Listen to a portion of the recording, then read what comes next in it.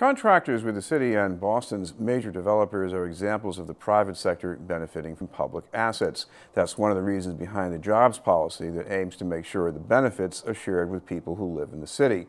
And that's why the city has job goals for residents, minorities, and women. But the goals are only goals, and there have long been questions about the reality and even the difficulty with keeping score. Trying to make some headway are two guests with us tonight, co-chairs of the Economic Development Committee of the Leadership Forum in Roxbury. We'd like to welcome Donovan Walker and Priscilla Flint. I'd like to thank you both very much for being with us. Thank you for having us. I want to thank you so much for having us, Chris. I want to start with Priscilla. Talk about the things that you're concerned about and that you think people in the community ought to be concerned about right now. I'm concerned with the monitoring and the non-compliance. Doesn't seem to be enough monitors monitoring the construction trade, and there appears to be a lot of construction companies that have been out of compliance. And so there seems to be no, according to the audience, it says that they should pay sanctions, and but no one seems to be abiding by the audience. Donovan, what are the problems that you see or that you've heard about? Well, I think the biggest problem is that we do not understand that if we are able to have the city hold true to its own law, which is the participation of individuals in the city of Boston, then we're losing jobs. It's an opportunity that something is in place to foster prosperity for everyone, especially the residents in the city. And I think when they cultivated the basic law, it was about fair play.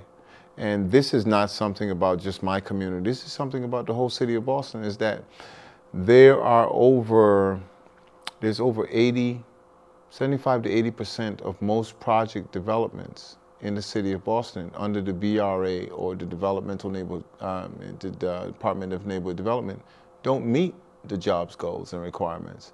And if that's enforced, there's an abundance of opportunities for the unemployed and people who are not participating in the workforce, because, you know, construction workers seem to go with the flow and then you get a break.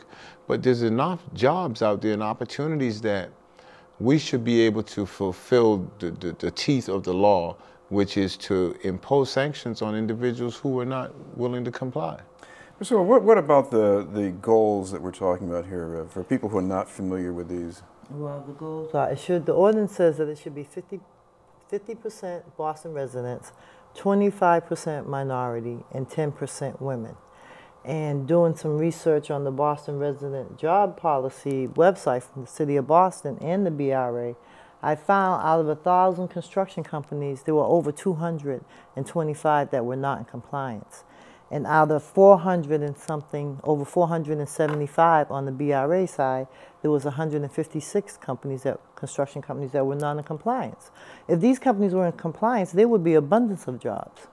They are not meeting their goals, and they are not meeting their goals big time. It's not like, oh, the few numbers. If it's a goal and you're a little short, that isn't so bad. Right, but I mean, how bad are these companies? They're awful. I mean, I spent a lot of time going through the website and manually looking at each company to see where they were falling short at, and it's unbelievable. It really is.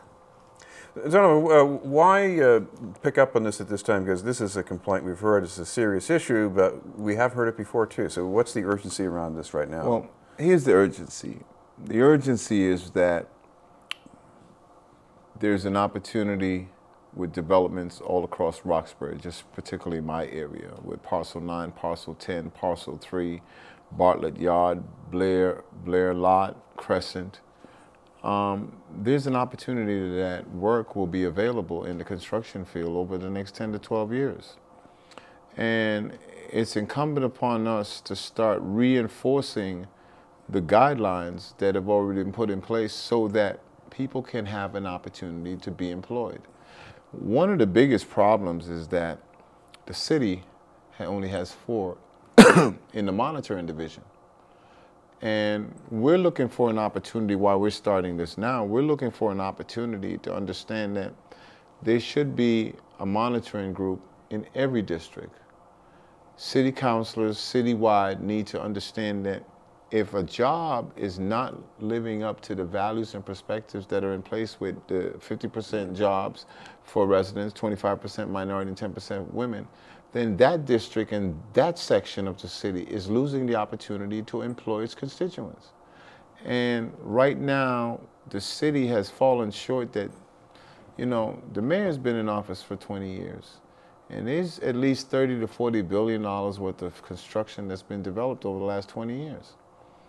And to understand that we were not at the table in all those projects, and just because B2 finished 18 months ago, that we had an opportunity to level the playing field and get some jobs, we need to be able to manage that whole opportunity with all the parcels. And we're just talking about Roxbury. This show in our actual perspective is about the value of the whole city of Boston and everyone's district. We presently reside on the monitoring committee for the Fernand building, which is a city project. And understanding the value that there's funding and everything is in place, it's imperative that we use this as the catalyst to understand that there are going to be job opportunities and how do we take advantage of them. But also to understand that this is not a color thing. This is about the bottom line of being able to support your family, feel good about yourself, and be rewarded for putting in 8 hours. Priscilla, is this also just about monitors, or could it even include the need to get more people to where they're, I guess, shovel ready to step into jobs too? Exactly. It is about the monitor, but it's also about the training. There's a lot of people that, if they could, they could get training for jobs. And if the sanctions were applied, that could open up a door for training. That could also open. There's a lot of small contractors that do not have a lot of capital to work some of these projects. If they were sanctioned, if the companies that are out of compliance were sanctioned, that could open up for a fund to be utilized by the smaller contractors, that they would be able to employ their people, pay them, and continue to work. Some contractors don't get paid for 6 months after the job is complete.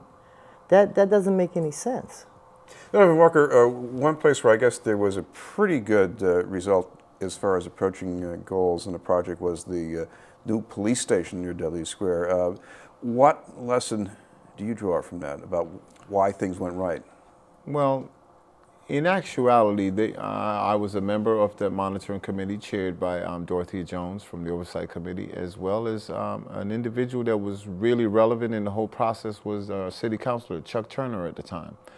And the B2 police station shows that it can be done. The opportunity for you to say the workers aren't there is impossible. And the B2 situation could have been better, but it was rewarding how it turned out that there were steps taken to make sure that folks in the community and in the city were employed. I think there were 1 or 2 instances where contractors' pay was held up. But other than that, it gave me the opportunity to want to be involved more in understanding the process of monitoring, because with monitoring and finding out that you're deficient for different people in different categories, you're able to fill those slots. And those are jobs. Without the monitoring, then those jobs and slots won't be filled. Well, could one of you tell me, where do you go from here with this, the next stage? Well, we're looking at the opportunity, 1, to establish a city council hearing. 2, our goals is that the city should increase its monitoring staff. 4, we would like the opportunity to have individuals who have a care and concern about their community to understand that they should be able to monitor situations, because the benefit of monitoring a project to making sure that they meet the guidelines is for that community. It's an opportunity for individuals to become employed. But I will say this, if you want to talk about getting a job and doing something, this is an effort and a particular vehicle that people need to understand. At the end of the day, monitoring the projects develops jobs, because if a project is meeting its goals, then those jobs are fulfilled. And if it isn't, then you're going to have an opportunity to fulfill.